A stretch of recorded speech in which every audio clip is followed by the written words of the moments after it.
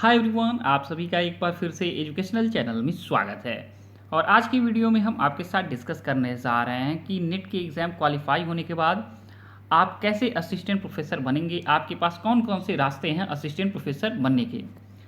तो देखिए, आपको सबसे पहले बता दें असिस्टेंट प्रोफेसर बनने के कौन कौन से रास्ते हैं और उसके लिए क्या प्रोसेस होता है। सबसे पहला रास्ता देखा जाए आपके पास होता है कि आप किसी सेंट्रल यूनिवर्सिटी या देखा जाए स्टेट गवर्नमेंट की यूनिवर्सिटी में आप असिस्टेंट प्रोफेसर बन सकते हैं।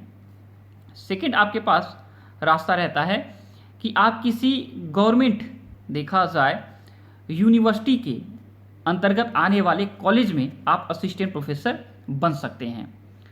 थर्ड आपके पास ऑप्शन होता है कि आप गवर्नमेंट देखा जाए तो डिग्री कॉलेज में, गवर्नमेंट डिग्री कॉलेज में जो स्टेट गवर्नमेंट के अंतर्गत रन करते हैं उस पर आप असिस्टेंट प्रोफेसर बन सकते हैं। और चौथा आपके पास रास्ता होता है कि आप किसी प्राइवेट यूनिवर्सिटीज़ में देखा जाए असिस्टेंट प्रोफेसर बन सकते हैं और साथ में किसी प्राइवेट डिग्री कॉलेज में आप असिस्टेंट प्रोफेसर बन सकते हैं।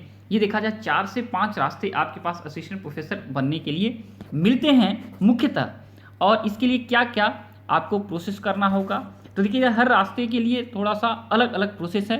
तो सबसे पहला देखा जाए आपके पास रास्ता होता है कि आप फर्स्ट रास्ते पे आप चलें और आप असिस्टेंट प्रोफेसर बने। तो इसके लिए आपको मिलता है गवर्नमेंट यूनिवर्सिटीज़ का रास्ता।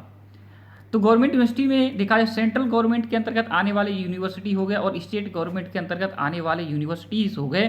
तो इसके लिए देखा जाए एक ही प्रोसेस होता है कि आपको देखा जाए इंटरव्यू देना होगा। जब वैकेंसी निकलती है तो आपको ओनली सिर्फ आपको इंटरव्यू देना होगा और ये इंटरव्यू देखा जाए एपीआई स्कोर के आधार पे शॉर्ट लिस्टेड जो लोग किए जाते हैं उनका होता है। अब एपीआई स्कोर क्या होता है? एपीआई स्कोर देखा जाए तो आपके जो यूजी पीजी आपके नेट आपके पीएचडी ईटीसी जो भी आपके देखा जाए एजुकेशनल आपके पास देखा जाए सर्टिफिकेट होते हैं उस पर वेटेज मिलता है और उसके आधार पे देखा जाए मैक्सिमम 100 एपीआई स्कोर में अगर 55 से 60 55 से 60 एपीआई स्कोर अगर आपका आ जाता है तो आपको शॉर्ट लिस्टेड कर लिया जाता है इंटरव्यू में। और इंटरव्यू के बाद अगर आप क्वालिफाई करते हैं तो आपको असिस्टेंट प्रोफेसर के पोस्ट पे देखा जाए नियुक्त कर दिया जाता है। ये है आपका सेंट्रल यूनिवर्सिटीज़ एंड देखा जाए स्टेट गवर्नमेंट के अंतर्गत आने वाले यूनिवर्सिटी का देखा जाए प्रोसेस असिस्टेंट प्रोफेसर बनने का। सेकंड आपके पास देखा जाए जो हमने कहा रास्ता मिलता है ये है गवर्नमेंट कॉलेज का। देखा जाए तो सेंट्रल यूनिवर्सिटीज़ के ही देखा जाए पार्ट बहुत सारे होते हैं कॉलेज, जैसे कि ड्यू के कॉलेज, हिंदू कॉलेज का बात किया जाए, बिरिंडा हाउस की बात किया जाए, करोरी मल कॉलेज की बात किया जाए या श्री राम कॉलेज की बात किया जाए या दौलत राम कॉलेज की बात किया जाए। सेंट्रल यूनिवर्सिटी है आपका ड्यू और इसी के पार्ट हैं आपके देखा जाए ये अलग अलग कॉलेज। तो इस कॉलेज में अगर आप गवर्नमेंट देखा जाए असिस्टेंट प्रोफेसर के पोस्ट पे बैठना चाहते हैं तो आपको देखा जाए तो यहाँ पे भी ओनली इंटरव्यू देना पड़ेगा और इंटरव्यू के बाद ही यहाँ पे सिलेक्शन होगा। और जो सिलेक्शन देखा जाए सेंट्रल यूनिवर्सिटी स्टेट यूनिवर्सिटी का देखा जाए असिस्टेंट प्रोफेसर का है सेम देखा जाए तो यहाँ पे भी वही आपका प्रोसेस अपनाया जाता है।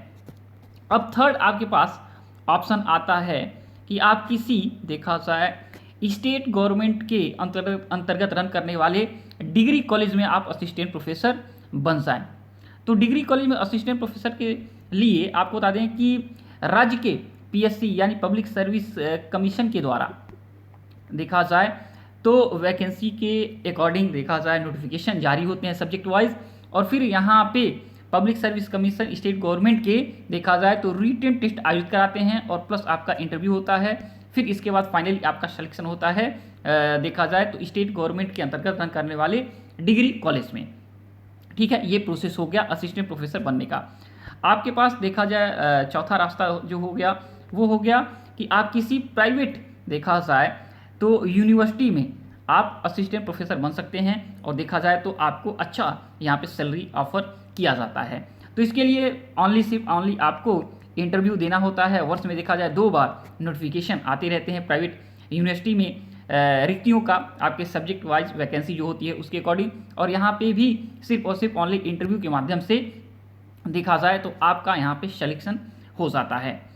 अब बात करें आखिरी रास्ते का जो कि देखा जाए रास्ता है आपके प्राइवेट डिग्री कॉलेज का। तो प्राइवेट डिग्री कॉलेज में देखा जाए बहुत सारे लोग देखा जाए तो अपना टाइम देते हैं, जब तक कि उनको देखा जाए स्टेट गवर्नमेंट या देखा जाए स्टेट गवर्नमेंट के अंतर्गत यूनिवर्सिटी या कॉलेज में जब तक कि जॉब नहीं मिल पाती है तब तक। तो यहाँ पे देखा जाए तो सामान्यतः वैकेंसी जब निकलती हैं तो आप अप्लाई कर लेते हैं। तो यहाँ पे भी ऑनली इंटरव्यू के माध्यम से भी आपका साक्षात्कार के माध्यम से या डेमो देके आपका यहाँ पे नियुक्ति आपकी हो जाती है। और अगर कभी कभी छात्र ये कहते हैं कि वैकेंसी है ही नहीं, कैसे अप्लाई करें, तो आपको बता दें प्राइवेट डिग्री कॉलेज में अगर वैकेंसी नहीं है तो आप देखा जाए एडवांस में ही अपना रिज्यूम सबमिट कर दें। जैसे ही वैकेंसी आएगी वैसे ही कॉलेज वाले आपसे कांटेक्ट कर लेंगे, ठीक है। तो जो भी रेप्यूटेड कॉलेज है, आपको लगता है कि वहाँ पे फैसिलिटी अच्छा है, वहाँ पे इन्वायरमेंट अच्छा है, सैलरी ऑफर अच्छा कर रहे हैं, तो आप एडवांस में जाके ही अपना रिज्यूम सबमिट कर दीजिए और फिर डेमो देके अपना चले आइए। आज जब वैकेंसी उनके पास होगी तो आप निश्चित तौर पे वो कांटेक्ट कर लेंगे, ठीक है। तो ये रास्ते हैं और ये प्रोसेस है आपका देखा जाए नेट के बाद असिस्टेंट प्रोफेसर बनने का। तो इससे जुड़ा आपको कोई भी क्वेश्चन पूछना है आप लोग पूछ सकते हैं। और जब तक नेक्स्ट वीडियो नेक्स्ट अपडेट नहीं लाते हैं, thanks for watching educational channel, और आप सभी का दिन बहुत बहुत शुभ हो।